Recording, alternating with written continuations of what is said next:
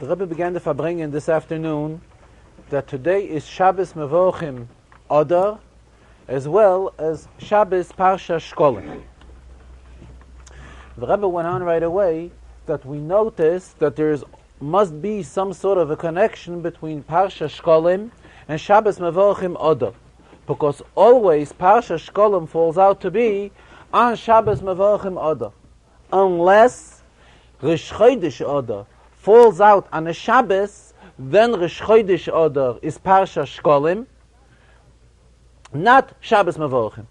But again, we still see at the same time that Parsha Shkolim has something very closely in common with the month of Adar, because, as just mentioned, it's either Shabbos Mevochim Adar or Shabbos Rish Chodesh Adar.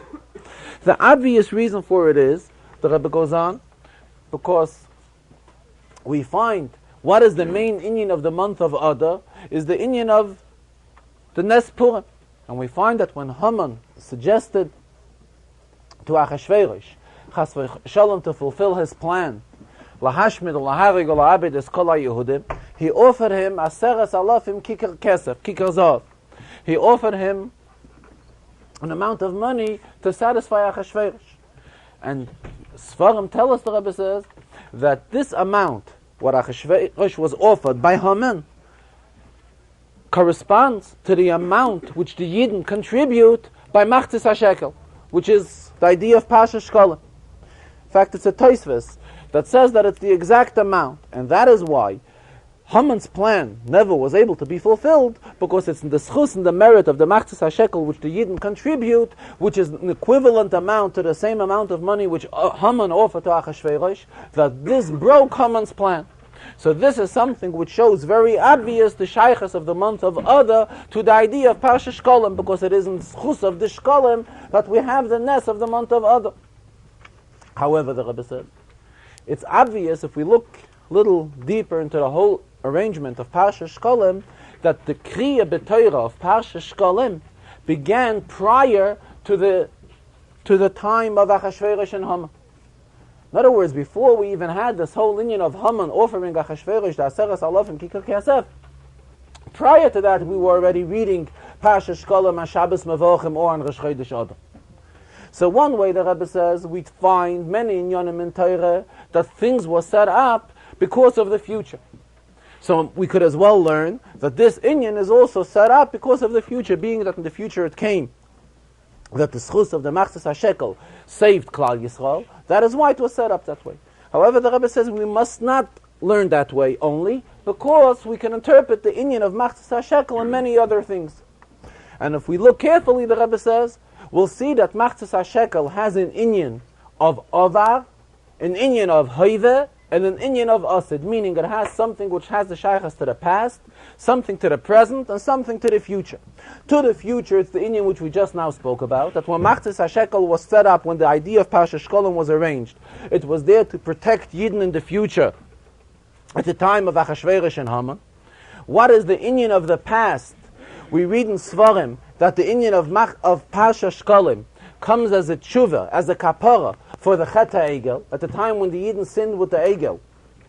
And later they were contributing for Karbanis in the Beis HaMikdash, which this is the idea of the Shkolim, of Parsha Shkolim. This served as a kapara for the Chet HaEgel, and it's also an inyan of Haiva, of present, meaning the Rebbe goes on, because being that on the 1st of Nisan, that is when the new account, the fiscal year in the Beis HaMikdash, or in the Mishkan, was running from Nisan to Nisan.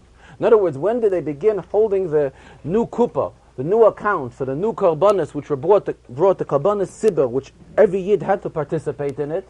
These karbanis, the new accounting, began from the first day in Nisan. So that is when there was need for all the new funds to come in as of Rosh Chodesh Nisan. Naturally, they had to give Yidden some sort of time to prepare themselves, to arrange that everyone should be able to participate with the Shkolim. So the most appropriate thing was to set, what would be the most appropriate time to set aside? Naturally, it would be 1 month, a period of 30 days. So that is why Be'echad Ba'adar, once it comes the first day in Adar, Mashmi'in ala Shkolim, that is when the campaign for the new Shkolim, for the new contributions towards the Beis HaMikdash began. So that is why, being that this begins Be'echad Ba'adar, so that is why it's most appropriate that either when Rosh Chodesh Adar falls out on Shabbos, or on the Shabbos before Rosh Chodesh Adar, which is Shabbos Mevorchim Adar, that's the time when we dedicate a Shabbos, and this is the Shabbos that is called Shabbos Parshas Shkolim, because this is when the new campaign began, so that when it comes the month of Nisan, everyone should already have contributed their even an equal contribution for the Beis HaMikdash, which from these funds they would take to bring the Karbanis Sibur, the public Karbanis, which every Yid had to have a Shaykhas, every Yid had to have a share in these Karbanis which were brought. These Karbanis were brought twice daily, in the morning and in the evening, as well as at other occasions throughout the entire year. So the month of Adar, that was the month of the campaign, wherein every Yid contributed his share to have a share in the Karbanis Sibur which were brought in the Beis HaMikdash. So again, this is how we see that the inyan of Shkolim represented three types of inyanim. It had something which reminded on the past, in the sense that it served as a kapara, as a forgiveness for the Chet HaEgel. When it was initially set up, it served for something for the future as well. Meaning that it's, because in Schus of the Shkolim, that is why the Klal Yisrael were rescued from Haman's plan, and as well something, a present thing for the Haive, meaning at the times when the Yidden were contributing these Shkolim, the funds of it went, it was a needy thing, it was something which was in need, and an appropriate thing, because this was the proper time when the money should be collected for the Karbanis Sibur. Then the Rebbe went on, being that all in Yonim are nitzchis, and we are supposed to take a heroya from Pasha Shkolim as well. So we see from Pasha Shkolim the idea, which the Rebbe stressed, in the sense of the asid. In other words, in the sense of preparing. In other words, we always have to look at an inyan and prepare ourselves and guide ourselves properly for the future, and really guide ourselves in the proper sense. And here the Rebbe referred to a saying from the Frierdiker Rebbe that in Yiddish there's a word perl. Perl, which we would translate it properly, it means pearls. And pearls are something which is worn as a jewelry. However, in Yiddish there's also something else which means perl. What is another thing that means perl in Yiddish?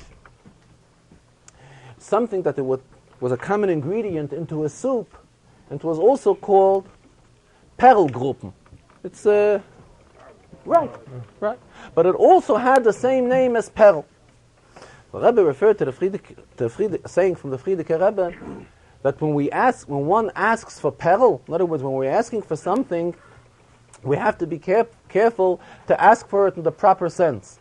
In other words, we shouldn't satisfy ourselves just with Perlgruppen in the soup, but we should get the real Perl. What is the real Perl? In the sense, when it's a jewelry, to be worn as a necklace. In other words, the Rebbe is trying to stress out of this that there are many times we could mislead our own self, and we may satisfy ourselves with small, minute things. So the lesson is, what we are supposed to take in our minds is that we shouldn't be willing to settle for Perlgruppen, but we should be willing to settle for the real and proper Perl. And the real and proper Perl is something which is by far more valuable and by far more of value than the Perlgruppen that go into the soup. So Mamela, it serves as a hera in all in Yonim and Avodas Hashem, that whenever we are planning things for the future, and everyone must plan for the future, that's the proper way how a Yid is supposed to be, a Mahalech, as the Rebbe will be talking in the second Sikha, that is the proper derech in Avodas Hashem, that we must constantly be Mailim B'Kodesh, we must constantly be going higher and higher. However, our plans have to be not to just go small steps and satisfy ourselves with very little and minute spiritual elevations, but it has to be something that we really have to look up to and keep on striving higher and higher in a very broad sense, in a real hachavadika approach. And here the Rebbe referred to an incident which took place by the Frierdiker Rebbe, that a certain individual, the Rebbe said, took upon himself to give an enormous amount of tzedakah.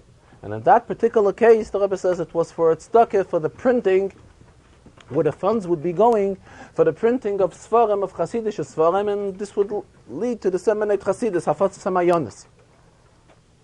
And this person at the time was not at all able to meet the obligation which he took upon himself in this amount of tzedakah to give for this cause. And what happened was, something out of the ordinary happened, and within a short period of time, he was able to meet the obligation which he took upon himself. Rabbi said, what do we take out of this? That when a Yid takes upon himself really be'emes, with full sincerity, to do something, even though at the time he really is not begeder of doing this thing. As the Rebbe expressed himself, even at the time, this inyan is not within his seder ishtalshalos. Meaning, in other words, this amount of money, as in this case what we're talking about, is not within his realm altogether. It has no shaykhs to him. However, being that the Yid is taking something with the fullest sincerity upon himself, so he's reaching all the way to the Rebishter with this hachlota, with this decision. And the Rebishter is a koil yochel. The Rebishter could do anything and everything. So Mamela, Hashem makes it possible for this individual who's accepting upon himself to meet an obligation which even at the time when he's doing this decision seems to be totally out of his realm. So the Rebishter will see to it that his obligation he should be able to meet and should be able to fulfill it. This, the Rebbe says, applies b'negei the general idea of Parsha Shkolim. Irrelevant on whatever date Parsha Shkolim should fall out. However, we always have to take a lesson from the kviyas, from the particular date we are standing in. And today's date is Chav Zayin Shvat, 27 days in the month of Shvat. If Shabbos Mevorchim Oda falls out to be on Chav Zayin, then Rosh Chodesh will have to fall out on a Tuesday, because the month of Shvat is always Malay. The month of Shvat always has 30 days. So Memele, Rosh Chodesh will fall out on Tuesday, as well as the day of Purim will also, which has to come out the same day as Rosh Chodesh comes out, because Purim is 14 days in the month of a year, 2 weeks later, will also be on a day of Tuesday. And Tuesday is a special day, because it's the Yom Shehukfal by Kitayv. As we know, the Rebbe always keeps on stressing the greatness of a Tuesday. It's the day that in creation, in Parshas Bereishis, the word Toiv is mentioned twice, meaning that this is a day of a double significance of good, as Chazal interpreted, Toiv la Shamayim v'Toiv la Briyos. Toiv for inyanim of Shamayim, for heavenly things, as well as Toiv for inyanim Briyos, meaning for worldly things, for inyanim bein adam lachaveira. If we want to find, the Rebbe goes on, the special significance of a certain date, like if we're looking for something special about today's day, 27 days in the month of Shvat, where should we look for it? It's most appropriate to look for it in the Shir of Tilim and in the Shir of Tanya, of today's date. What is so special with the Shir of Tilim of Chav Zayin Shvat? So the Shir of Tilim of Chav Zayin Shvat begins with Shir HaMalos.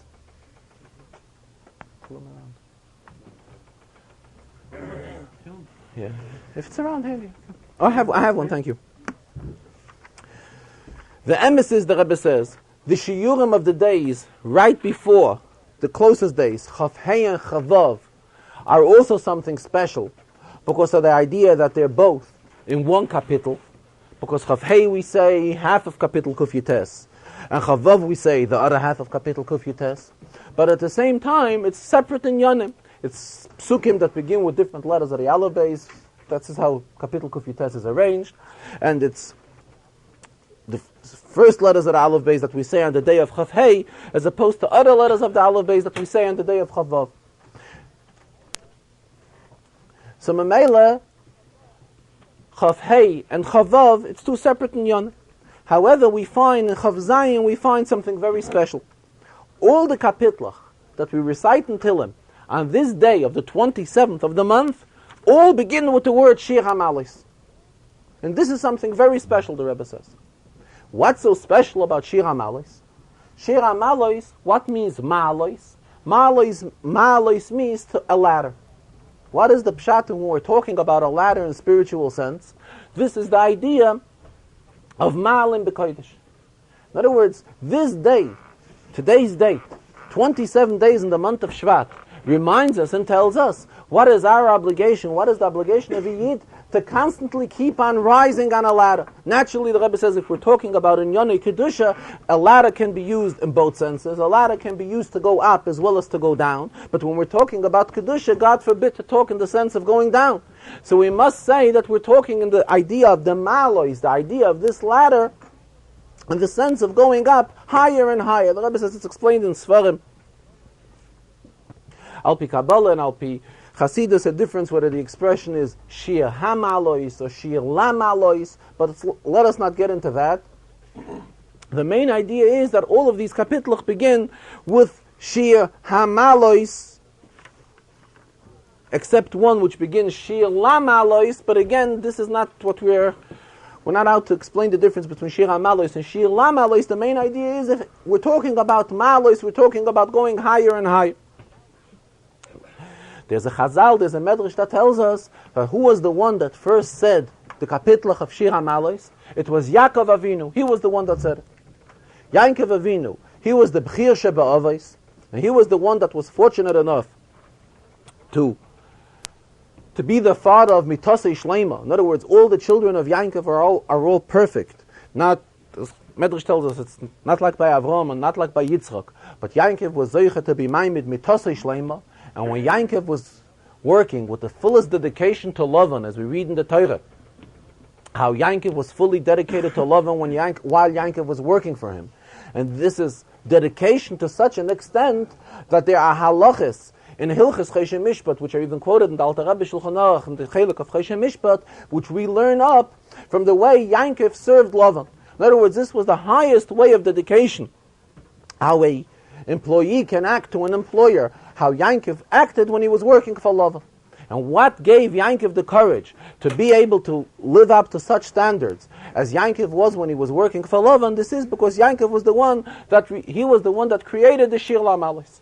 And Shir LaMalos, this gives a tremendous chizuk, a tremendous nesinas koyach to be able to go higher and higher in the sense of Mailam B'Kodesh, going higher and higher in Kedusha. He said them all? It's a Gemara that way. He was the one that Gemara or Chazal. The Rebbe says it's most appropriate that we find these Shir HaMalos in Tillim as well. And Tillim is referred to as David HaMelech, who was the author of Tillim, Ne'im Zemiros Yisrael. Zemiros is the idea of singing. What's the Pshat?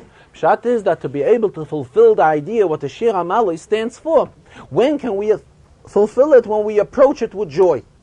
The Rebbe said that is why it's very customary, even in the country we are in today, in the United States, the Rebbe says, when we want to have an effect on people, when we're talking to people, when we want to be able to influence people, when we approach them with a smile, the Rebbe says, then we will be by far much more successful as if we would talk to them without a smile. Why? Because the idea of a smile brings about a regesh, brings about a feeling of simcha, brings about a feeling of joy. And Memela, when we want to fulfill an inyan, in the sense like what we're talking about here, to be able to go from step to step higher in Mailam B'Kodesh, and as well as we want to influence other people to also do the same, one of the most important things that have to come with it is the idea of simcha. And when it comes together with simcha, it comes together with a happy approach, this is when it could really be fulfilled to the best extent.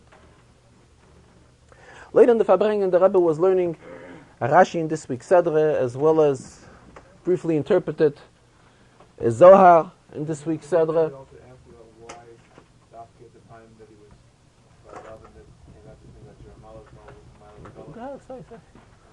Say it, I don't know.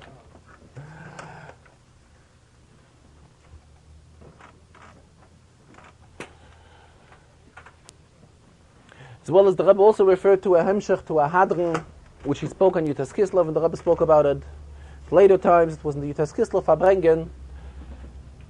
The Rebbe made a siyum on the Alter Rebbe's Siddur. The Rebbe said he already at previous occasions made a siyum at the Shulchan Aruch, and made a theme of the Tanya as well. And that is why he found it most appropriate to make a siyum on this Alter Rebbe's Siddur. And we know that the Alter Rebbe was the author of a Siddur. The Alter Rebbe, it's written that the Alter Rebbe put in a lot of time and effort into the Siddur. Many, many years the Alter Rebbe put into editing the Siddur. Mela, the Rebbe said we must say that everything in the Siddur is extremely accurate. So the Rebbe explained that the last inyan in the Alter Rebbe's Siddur, the way the Alter Rebbe set up his Nusach HaTfilah, is the last inyan is Sfiras HaOmer. The Rebbe drew a parallel to the Siddur of the Arizal. As the Rebbe explained today, and he explained already in previous Farbrengens, there are several Siddurim of the Arizal, meaning the Arizal was not the one that edited the Siddur, it's the Siddur that was edited by later people, however, it follows the Nusach of the Arizal. The Rebbe says we find in the Hagoyas on Siddur from the Rebbe Rashab, from the Friedrich Rebbe's father, when you notice that there were three types of Siddur HaArizals. There's the Siddur HaArizal, which was edited by Rab Shabse Rashkever. And Rebbe referred today that this Rab Shabse of Rashkever was a disciple of the Baal Shem Tov. And he put together the Siddur HaArizal. And there also everything is with complete accuracy. And the last words that Rab Shabse Rashkever finishes the Siddur, what the Rebbe says, are with the words, Kosher l'shikha. Something, Kosher l'shikha is an expression when we do something that we shouldn't forget things. It should be hard to forget. Rebbe raised the question, we know that always we have to be Messiah in B'dover HaToiv. Whenever we conclude something, we have to conclude with something positive. The idea of shikha, the idea of forgetting, obviously is not something which is that favorable. So why is it that Rab Shabse Rashkever concludes his Siddur with the word shikha? So Rebbe went on, it's not the word shikha only, the word shikha comes together with kosher l'shikha. And kosher l'shikha is like, we know that in Hebrew there are many times referred to an expression, b'loshen sagi noher. In other words, in the opposite sense. That if we don't want it should be so.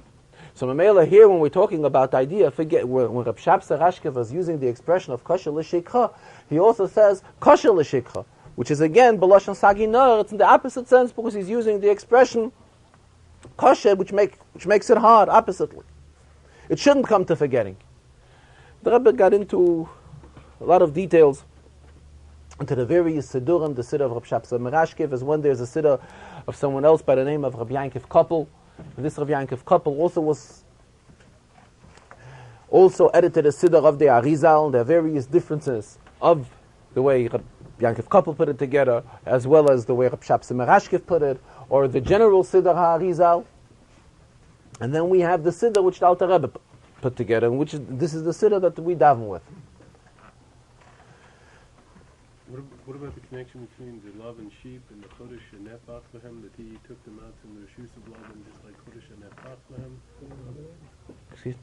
It's also talking about the Shir HaMalos, and Yankov was the one that was the original author of the Shir HaMalos, and just like Yankov, by standing by Lavan, took all the sheep of Lavan out of the category of Lavan's ownership into Kedusha. It's the same idea as by Adar. It's not just that the day of Purim is celebrated. We even find it in Halacha, that's quoted in Halacha, that the Yontif of Purim has an impact not only on the day of Purim, but it has an impact on the entire month. That's where we read in the Megillah, HaChodesh HaShanepech Lehem Miyogan L'Simcha. It's the month which was turned over Miyogan L'Simcha. In learning the Rashi in today's Farbrengen, thank you. The Rebbe learned the Rashi at the end of Parshas Mishpatim.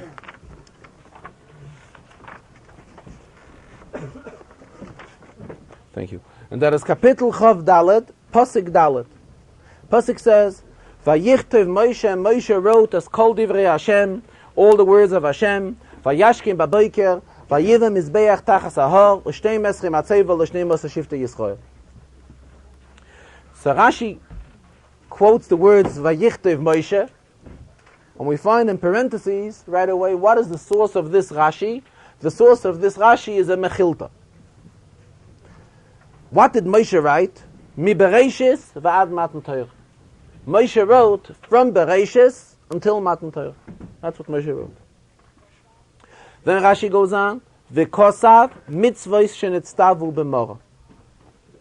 Also Moshe wrote these mitzvahs which the Yidden were commanded in Morah. Morah was a spot where the Yidden were resting prior to Matan Torah, and at that station, the Rebbeinu informed them on various mitzvahs. And let us look back one more pasuk. In pasuk Gimel, ve'is kol ha-mishpatim, Moshe told kol ha-mishpatim. So Rashi comes in Zion. What means mishpatim? Zion mitzvah shenitztavu b'nei Noach. And Rashi goes ahead. V'Shabbos kibud aveim, pora aduma v'dinim shenitnu lahem b'morah. These are the inyanim which the Yidden were told about when they were in Morah. So now that Moshe Rabbeinu wrote, it's Kol Divrei Hashem. What's the pshat Kol Divrei Hashem? Kol Divrei Hashem means he wrote the Torah from Bereishis until Matan Torah, and as well he also wrote these inyanim which the Yidden were told in Morah. So firstly, the Rebbe is concerned. We know in Rashi everything is extremely accurate. Rashi is quoting the words Vayichtov Moshe. Moshe wrote. We look into the text. of the Rashi. What does Rashi say? Mebereishis vad matan Torah. Then Rashi goes on and says, V'kosav, he also wrote the mitzvah shenetztavu b'morah. For what need is it for Rashi to again use the word V'kosav? He wrote. Obviously, Rashi here is stelling sich on the pasuk, which begins with the words Vayichtav Moshe. Moshe wrote. So naturally, all Rashi is going to be talking about in this pirush is about the inyanim that Moshe wrote. Why does Rashi have to again mention the word V'kosav and he wrote? We're talking about Moshe's writing. So for what need does Rashi have to mention the word V'kosav? Then if we go a few psukim weiter, we see pasuk Zayin. The pasuk says Vayikach, and Moshe took Sefer HaBris Vayikra ba'oznei ha'am. What is the Sefer HaBris? Rashi says he took the Sefer which he just wrote, which has Mibereishis va'ad matan Torah and mitzvah shenetztavu b'morah. The Rebbe says we know Rashi is extremely accurate, as just mentioned. Rashi very rarely repeats something which he repeated a while ago, which he told us already. If for some reason Rashi would repeat something, you know when Rashi would do it? When he says it once in one chumash. If for some other reason there is need many sedras later, or even in a few chumashim later, to say the same minyan, Rashi will repeat it, because after all the child who's learning chumash may have slipped his memory, may have slipped his mind, what Rashi told us many weeks ago. So Rashi is reminding us. Here we are three psukim apart. In pasuk Daled, Rashi is telling us exactly what Moshe wrote. Now when the pasuk comes to pasuk Zayin, and the pasuk says that this is the sefer that Moshe took into his hands, naturally we're talking about the sefer which he wrote three psukim earlier, which the Torah is telling us. For what need is it for Rashi to again repeat what the Sefer HaBris contained? That the Sefer HaBris contained the writings Mebereishis vad matan Torah and the mitzvah shenetztavu b'morah. And if we look carefully, the word V'kosav Taka doesn't appear in this Rashi. Rashi here in pasuk Zayin doesn't say the word V'kosav. So we must say there is some reason why Rashi in pasuk Daled is troubled and he has to add on the word V'kosav. Number one. Also, we must understand why is it that though we're only three psukim apart, Rashi tells us again exactly what Moshe wrote into the Sefer HaBris.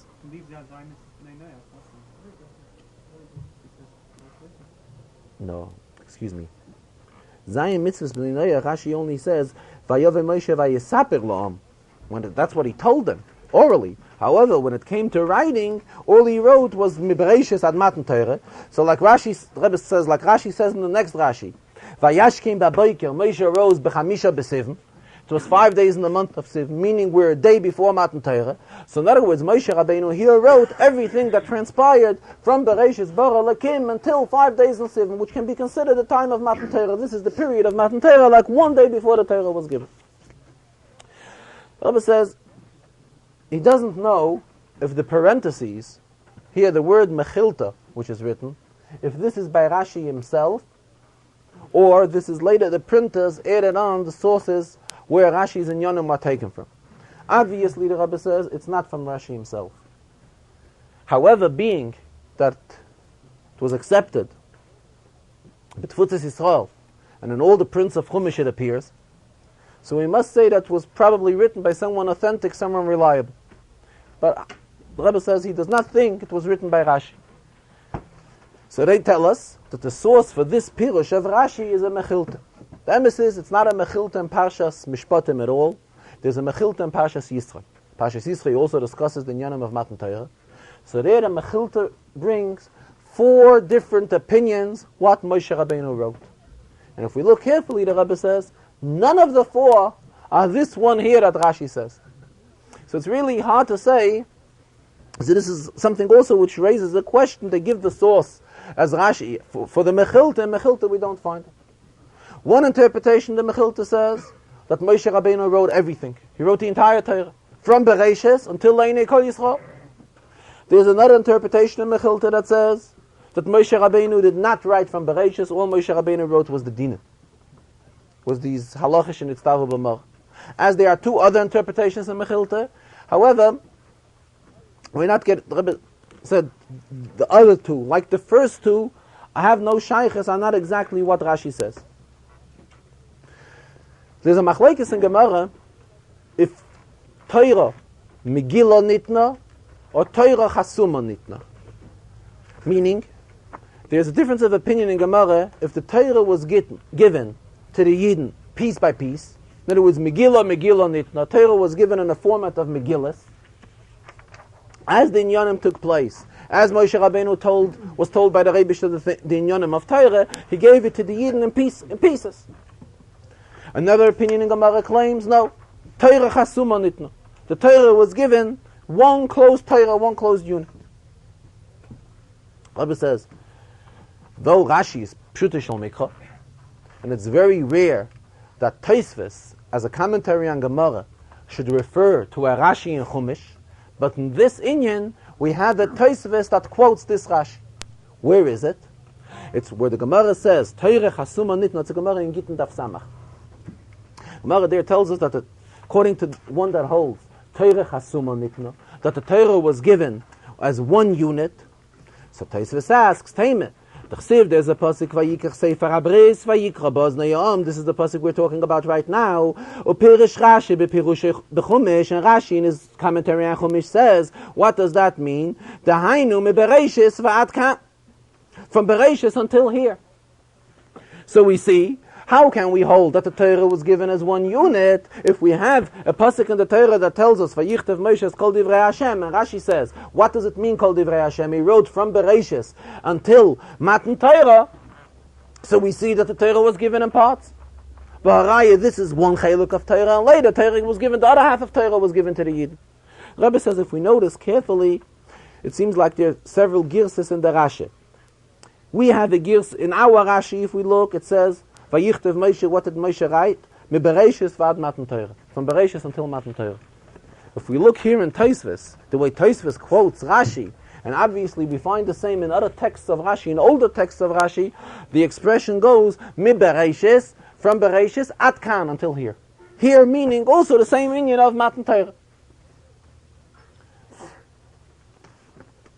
But again, we see Rashi, at least in the Girsa that we have, wants to be extremely accurate and explain exactly what he means. So Rashi explains it means exactly from Bereishis until whatever took place on the 5th day of Sivan until Chamisha B'Sivan, which is a more explicit way than saying just At Kan, until now. I mean, the child that's learning should really know exactly what was contained in the Sefer which was written by Moshe. We should know that it's from Bereishis until Matan Torah.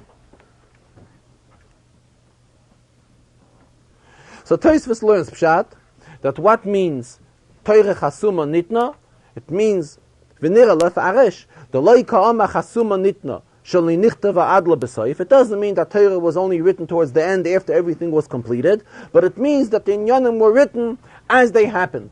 Shalaseider nichtavu. The Rebbe also raised the question in the Rashi, in the previous Rashi, where Rashi details the Inyanim which the Yidden were told in Mara. Rashi says the Yidden were told in Mara Shabbos, Kibud Aveim, Paraduma, and Dinim. So the Rebbe raised the question, what do we mean by Dinim? Obviously it means Dinim of Choshe Mishpat, Mishpatim. The Rebbe says it's hard to learn this way Pshat. Why? Because we are right now in Parashas Mishpatim. Parashas Mishpatim begins with the words Ve'ela ha-mishpatim asher tasim lefneihem. So Rashi tells us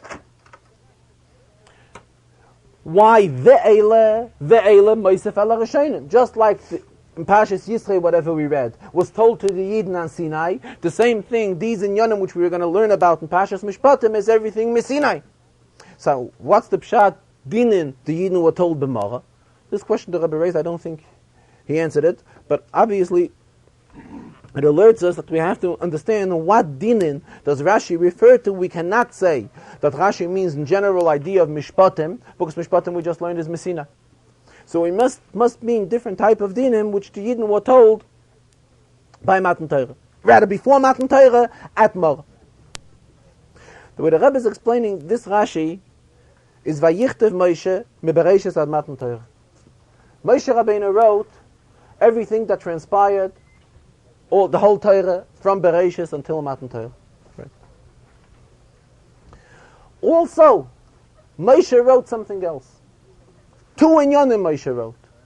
Moshe wrote the Torah from Bereishis until Moshe wrote the Torah from Bereshis until Matan Torah. As well, Moshe Rabbeinu wrote something else. There were certain inyanim and dinim which the Yidden had orally. Which dinim are we talking about? We're talking about the dinim shenetztavu b'mara. When we're talking about these inyanim shenetztavu b'mara, this Moshe Rabbeinu also wrote. Kosav, he wrote this as well. Why does Rashi put in another the Kosav? It comes to stress us because Rashi says that in this one unit, in this one Sefer Torah which Moshe wrote, the Rebbe got involved. For example, Paraduma. Paraduma, we're told about Paraduma, where we told at length about Paraduma in Pashas Chukas. So in Pashas Chukas, that's where it is in the Torah. However, something special Moshe wrote is the dinim shenetztavu b'mara. These dinim which the Yidden were commanded in Mara, which one of them is Paraduma as well. In other words, he didn't wait for Paraduma till Pashas Chukas. He wrote a special. This was may I use the expression? I don't think the Rebbe used it. A hira shah. It was something temporary which Moshe Rabbeinu wrote. He took together all the dinim which the Rebbe has told them, all the laws which they were instructed in Mara, and Moshe Rabbeinu put this all together into one unit with the Torah that he wrote from Bereshis until Matan Torah. So this is why Rashi stresses again v'kosav mitzvah shenetztavu b'mara, because it's like two separate inyanim. One inyan is the Bereshis v'ad Matan Torah. Then we have another inyan that Moshe Rabbeinu wrote. Why is Rashi forced to learn this way? Being that the pasuk here tells us Vayovi Moshe vayisaper la'omes kol divrei Hashem v'skol Mishpatim, and then the pasuk goes ahead and says Vayichtiv Moshe kol divrei Hashem. So Moshe had to include kol divrei Hashem in order to. He made a facility that included kol divrei Hashem, so he included as well as mi bereishis ad matan Torah, as well as all the inyanim which nitztavu b'mara. When we learn weiter pasuk Zayin says vayikach sefer abris vayikra ba'ozno yom. So the question here arises: what was the sefer abris? We've just learned in Rashi that Moshe Rabbeinu wrote a lot of inyanim. He wrote the inyanim mi bereishis vat matan Torah, as well as Moshe Rabbeinu wrote also the inyanim shenitztavu b'mara. So the question is this all incorporated into one sefer or not? Perhaps Moshe may have written it into two svarim. May have written one sefer mi bereishis ad matan Torah, then on a separate parchment, on a separate yiriyah, in a separate thing, he also put down in writing for the Yidden. They should know all the inyanim which the Rebbe has instructed them b'mara. So this is why Rashi comes to exclude this opinion. Rashi says, no, Moshe Rabbeinu wrote it all on one sefer. That is why the pasuk says in pasuk Zayin, Vayikach sefer abris. It was one sefer abris. What was included in this one sefer abris? So the child that's learning may think maybe the sefer abris, being that it's one sefer, Moshe Rabbeinu may have written it on two svarim. He may have written mi bereishis ad matan Torah on one, and then he made a second chelik, or second chart or whatever, where he wrote the inyanim shenitztavu b'mara. So Rashi tells us, no, we shouldn't think so. Moshe Rabbeinu at this time went and put this all into one sefer. That is why Rashi, when it comes to pasuk Zayin, and the words are there, sefer habris, Rashi again repeats, Mi bereishis vad matan Torah, the mitzvah shenitztavu b'mara. Here there's no need for Rashi to stress the word v'kosav, because this thought that we're gaining by the v'kosav, Rashi has already told us. However, Rashi here is telling us that Moshe Rabbeinu put them both into one sefer and did not put them into two separate svarim. The idea, the inyanim shelomadnu b'mara, as well as the Torah which we had until this date, because here all this took place when? 5 days in the month of Sivan, as Rashi tells us. So all these inyanim, Moshe composed it all into one sefer. Excuse me? The deal from the word kol is that's why he had to include all the inyanim shenitztavu b'mara. Right. Everything, kol divrei, everything which the Yidden had until that date, Moshe Rabbeinu put into writing. It's before Matan Torah, so what did he have? He had the inyanim shenitztavu b'mara, and he also had the inyanim mi bereishis ad Matan Torah. And again, behemshich to that, when it comes to Vayikach Sefer Abris, we have to know that it's all included. Explaining today's Zohar, commentaries on Zohar from his father, in this week's Sedra, in Pashas Mishpatim, the Rebbe, also, his approach is also how every word is extremely accurate.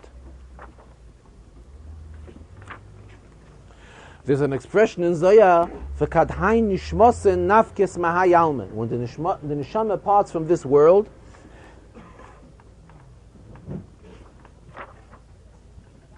Zachya nikiya berira. Neshama parts in a very pure way. Noki and borir v'zochel. So his father comments that why is it three lashonos, three expressions to define the purity of the neshama? So Yesh Loimer, Rebbe's father learns that it's leneged naran, nefesh ruach neshama. We know that there are. Close the door, please. We know that there are various categories, various levels in neshama, nefesh ruach neshama cha yechida. So the Rebbe's father here is commenting that it has a shaykhus to the three levels of nefesh, ruach, and neshama. So the Rebbe right away alerted the question, why not also mentioning chay and yechida? Talking on this inyan, me'inyan le'inyan, the Rebbe referred to a famous Gemara. The Gemara tells us about Rabbi Yochanan. That when Rabbi Yochanan, they were talking about the sage Rabbi Yochanan, when he was about to pass away, Bacha, he was weeping, he was crying, and he was claiming, he doesn't know where he's heading towards. He doesn't know whether he's heading to Gan Eden or he's heading to the opposite of Gan Eden. Rabbi referred, that's explained in Chassidus. Question is a tremendous question. We're talking about such a great Tana like Rabbi Yochanan ben Zakkai, who was one of the greatest Tanoim, and he is a person that should express himself. Furthermore, if he's concerned with any idea beis derech malicha noisi, where was he all his life? All his life, we don't find any such type of comment from him. However, before he passed away, moments before his passing, this is when Rabbi Yochanan ben Zakkai expressed himself, any idea beis derech malicha noisi. So the Rebbe explained it based on previous interpretations which the Rebbe has already given in this inyan. Rebbe says Rabbi Yochanan ben Zakkai's inyan when he was sitting and learning. He was involved in Torah all his life. As Chazal tell us, there was a certain part of his life which he was learning for himself. The later years of his life, he was busy teaching Gadas. So Mamela Rabbi Yochanan ben Zakkai was constantly busy with Torah.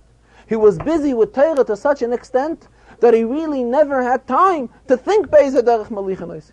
However, when it came, his very last moments, Alei Adamos, this is when Rabbi Yochanan ben Zakkai gave a thought to himself, it's time to think about himself also. And he began thinking and questioning beis derech malicha noisi. The Rebbe went on explaining, this is out when we're talking about a person who is in the level of Rabbi Yochanan ben Zakkai, who was constantly learning in such a category of lepasik pumi megirse, was never mafsik from learning for a second. However, when we're talking about people our level, ma'acha de mafsik u'mevatel b'lav, being that by us we are mafsik for learning for other reasons as well. We are not in the madrega of constantly being involved in Torah. We have to always make a proper accounting, a proper thinking. Yid always has to make a proper cheshbon nefesh, and what route is he going, and what path is he going, and see to it if is he going in the proper path or isn't he going in the proper path. And here the Rebbe got into expressions that when a chassid thinks about be'ezeh derech malicha noisi, a chassid gets involved into thoughts, in what way is he going, being that we're talking about chassidim who are attached to a Rebbe. So Rebbe expressed himself, chassidim who are attached to a Rebbe don't have to have what to worry be'ezeh derech malicha noisi, because the Rebbe keeps on always referring, we know the Rebbe always uses the expression, the Friedeke Rebbe, the Rebbe the Shver, the Rebbe the referring to the Friedeke Rebbe as the Nasi.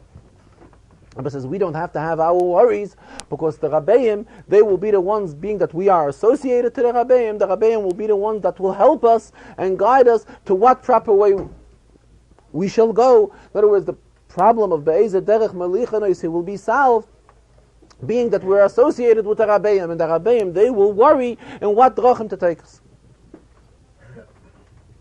Towards the end of the Farbrengen, the Rebbe also referred to Lava Malka, which is taking place tonight, which is in behalf of Gemilas Chesed Shemri Shabbos, which is a free loan association, Gemilas Chesed account, celebrating a yearly annual Melava Malka.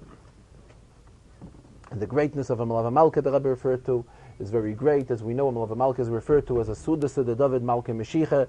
It's a Suda that deals with David, Melech Mashiach. So these words in itself tell us the greatness of a Malav Malka, and the Rebbe alerted everyone's participation in the Malav Malka, and it should be a real successful Malav Malka with everyone's participation. The Rebbe says successful to such an extent that the success should be obvious in the counting. And what could you retell the story that Shimon Goldman told? He got up and the Rebbe had him put on the Steinway and tell the story. I did not hear it well. I'm sorry. The Rebbe did refer to another story. The Rebbe referred to a story that, in behalf of the Frierdiker Rebbe, the Rebbe Rashab, the Rebbe said there are various versions in the story. But the Rebbe said the versions are irrelevant, but the story is about a chazan who was once davening. And when it came to Mepnei Chatoenu, which is in Yontiv Dike Shemona Esrei, the chazan really began to give a real good piece of chazanis that went real strong in the words of Mepnei Chatoenu. So it was the Frierdiker Rebbe, or the Rebbe Rashab, that commented to him that it's obvious on the way he's singing, that he's singing about Yenim's Chatoim. Because would he be singing about his own Chatoim, he wouldn't be able to chazan sich that well in words of Mepnei Chatoenu.